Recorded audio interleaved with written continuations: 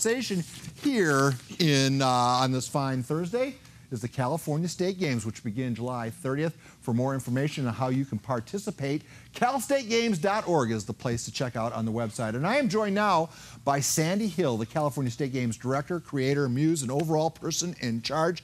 You've been doing this since the inception, some 29 years. Is it harder or easier 29 years in? It is both. Explain why. Harder because it's so much bigger and there's so much more going on, and we offer so much more to these athletes, and it's easier because we do have a good team in place that and everybody kind of knows their role, and you don't have to. It's not like you're fighting for recognition. everybody knows about the California State Games. Yeah. For those uninitiated, it's basically the local version of the Olympics, right? Right. How many sports in 2017? We have 23, and we expect about 10,000 athletes from all over the state coming down to San Diego. Who decides on what sports to have and what sports to dump?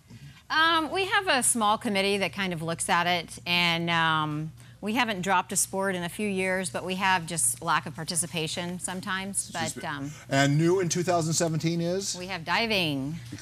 And now, are there a lot of divers out there? There's not a lot, but they all are going to come to San Diego for the California State Games. We should have about 100 divers, and should be fun. I'm excited to have them.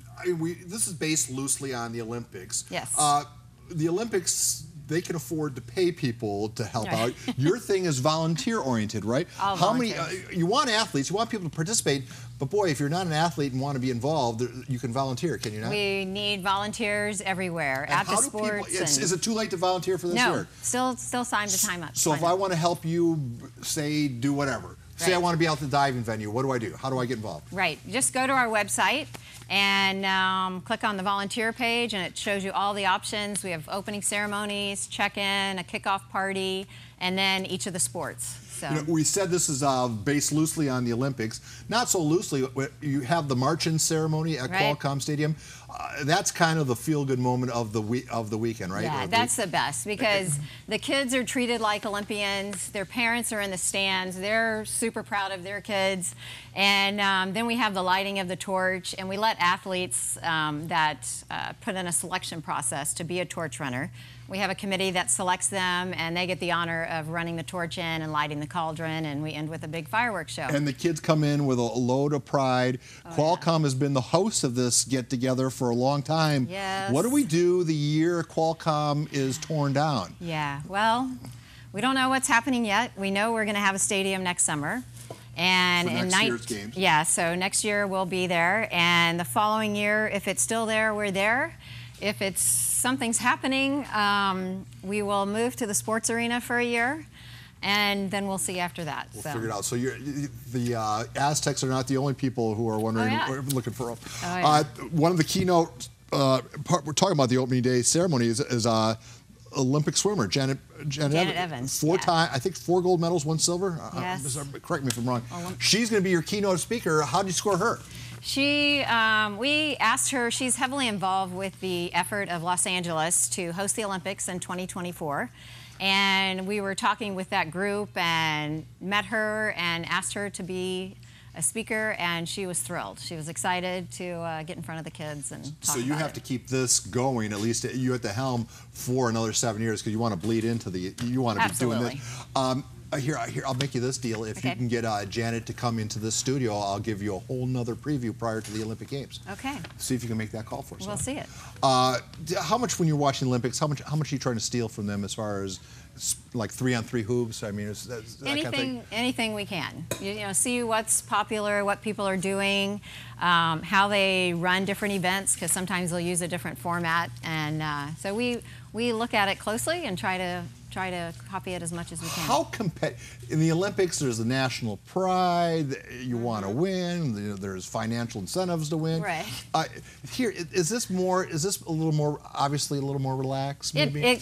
You would think so. It's totally relaxed opening ceremonies day, and the first day of competition is good, but by the time Sunday rolls around, it's pretty intense. They want that gold medal. And how does that bleed over into moms and dads? Yeah. Are you dealing with angry moms and dads? Not that I've ever had to kick a dad out of the gym in basketball, but it's happened. You know, they get excited. The Olympics were a really big deal when I was a kid. Do you think the Olympic interest is fading a little bit?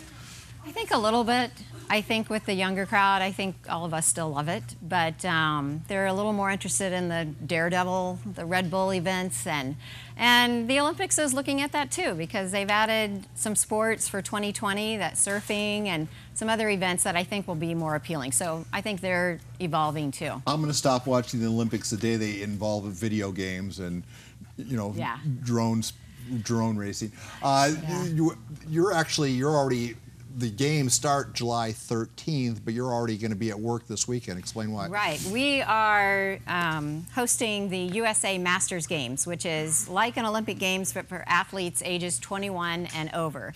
And they start this weekend with 5 sports and will be happening all over the county. And then the rest of the sports will be the same weekend as the state games in July.